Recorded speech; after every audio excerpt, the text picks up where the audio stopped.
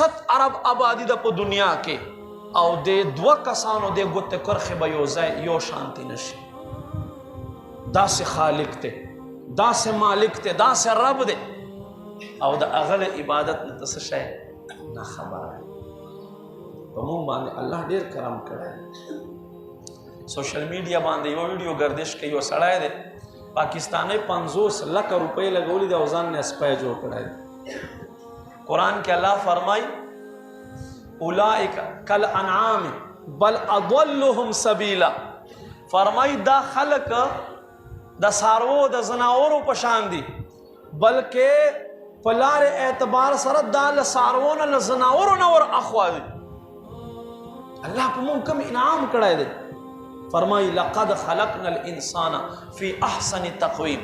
انسان ما په ښایسته جوړښت کې جوړ کړی دی.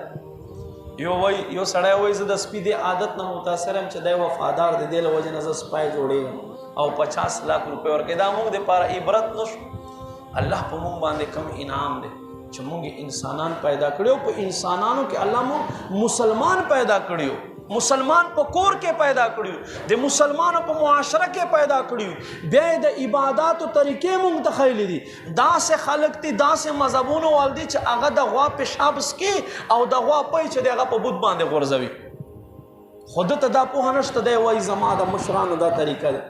او موږ ته الله څنګه ښایسته دین وښایلو، خو نن موږ نه د دې دین قدر نشته، د دې اسلام قدر موږ نه نشته چې کم دین کم بهترین الله اسلام موږ له راکړی دی. څنګه جامع معنی اسلام الله موږ له راکړی چې د هر شیز د ژوند هرې شعبې الله رب کریم موږ له ځان له الله رب کریم یو شاخ باندې په یو پیج باندې الله رب کریم موږ ته د ژوند بیان کړی دی. لږ قرآن خو کولاو کا، لږ قرآن خو کولاو کا.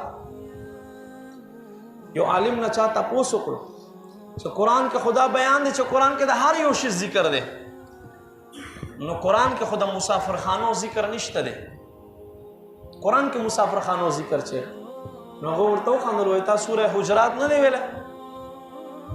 سوره حجرات ته نه دی ویلی؟ ویلی مې دی پیغې کې تا دا آیت نه دی ویلی چې قرآن کې الله فرمایي هغه کورونه چې تاسو پکې اوسئ نه او تاسو ورځئ نو بیا هغو کورو ته اجازت مه غواړئ. له دې نه څه مراد دی؟ له دې نه مراد مسافر خانې دي. نو الله رب کریم په دې کلام الله کې موږ ته د کل ژوند ځان له ابواب بیان کړي دي.